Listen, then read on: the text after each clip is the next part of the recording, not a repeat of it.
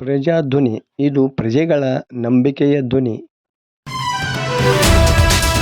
Bike ರ್ಯಾಲಿಯ ಪೂರ್ವಭಾವಿ ಸಭೆ.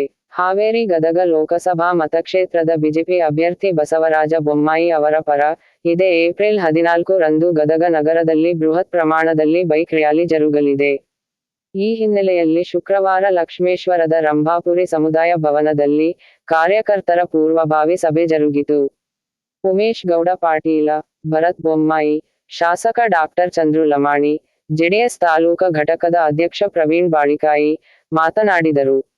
ಈ ಸಂದರ್ಭದಲ್ಲಿ ಶಿರಹಟ್ಟಿ ಮಂಡಲದ ಬಿಜೆಪಿ ಘಟಕದ ಅಧ್ಯಕ್ಷ ಸುನಿಲ ಮಹಾಂತ ಶೆಟ್ಟರ, ನಿಂಗಪ್ಪ ಬನ್ನಿ, ಶಕ್ತಿ ಕತ್ತಿ, ನವೀನ ಬೆಳ್ಳಟ್ಟಿ, ಜಾನು ಲಮಾಣಿ, ಬಸವರಾಜ್ ಚಕ್ರಸಾಲಿ, ಅನಿಲ್ ಮುಳಗುಂದ, ಗಂಗಾಧರ್ ಮೆಣಸಿನಕಾಯಿ, ಮಂಜುನಾಥಗೌಡ ಕೆಂಚನಗೌಡ್ರ, ಭೀಮಣ್ಣ ಯಂಗಾಡಿ, ಚಂದ್ರಶೇಖರ್ ತಳವಾರ ಮತ್ತಿತರರು ಇದ್ದರು.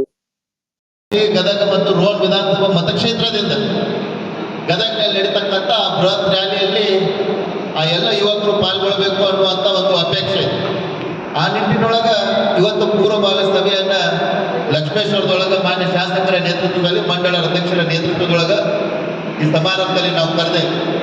ನನಗೆ ತಿಳಿದಿರುವಂತೆ ನಾನಾಗಲೇ ಬಂದ ತಕ್ಷಣ ಡಾಕ್ಟರ್ ಸಾಹೇಬ್ರ ಜೊತೆಗೆ, ಅಧ್ಯಕ್ಷರ ಜೊತೆಗೆ ಮಾತನಾಡ್ತಕ್ಕಂಥ ಸಂದರ್ಭದಲ್ಲಿ ಶಿರಹಟ್ಟಿ ಮಂಡಳಕ್ಕೆ ಸುಮಾರು 90 ಗ್ರಾಮಗಳು ಸೇರ್ಕೊಂಡವು.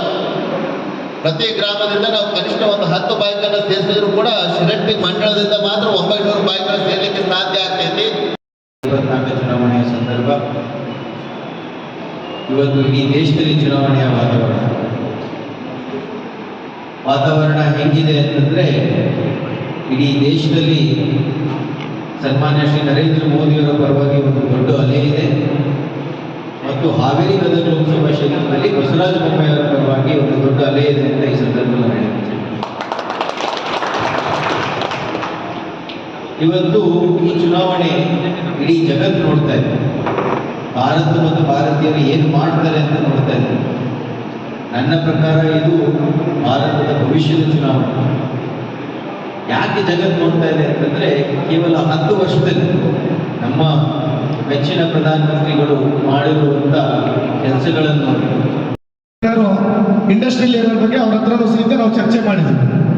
ನಮ್ಮಲ್ಲಿ ಮಹಿಳೆಯರು ಬಹಳಷ್ಟು ಜನ ಇದ್ದಾರೆ. ಒಂದು 400ರಿಂದ 500 ಜನ, 5,000 ಜನ, 4,000ರಿಂದ 5,000 ಜನ ಮಹಿಳೆಯರು ಇವತ್ತು ಯಾವುದೇ ಕೆಲಸ ಇಲ್ಲದ ಮನೆಯಲ್ಲಿ ಕುಳಿತಿರುವಂಥದ್ದನ್ನು ನಾವು ನೋಡಿದ್ವಿ.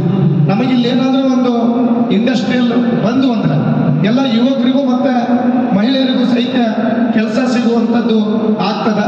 ಯಾಕಂದರೆ ನಮ್ಮ ಕ್ಷೇತ್ರದಲ್ಲಿ ಯಾವ ಒಂದು ಕೈಗಾರಿಕೆ ಘಟಕಗಳು ಸಹಿತ ಇಲ್ಲ. ಹಾಗಾಗಿ ಗೂಳಿ ಹೋಗುವಂಥದ್ದು ಅನಿವಾರ್ಯವಾದಂಥ ಪರಿಸ್ಥಿತಿನೂ ಸಹಿತ ಈ ಕ್ಷೇತ್ರದಲ್ಲಿ ನಿರ್ಮಾಣವಾಗಿದೆ. ದಯವಿಟ್ಟು ತಾವೆಲ್ಲರೂ ಅರ್ಥ ಮಾಡಿಕೊಂಡು ಇವತ್ತು ನಮ್ಮ ಅಭ್ಯರ್ಥಿಗಳನ್ನು ಅತ್ಯಂತ ಹೆಚ್ಚು ಅಂತರದಿಂದ ಗೆಲ್ಲುವುದು ಮಾತ್ರ ಖಚಿತ.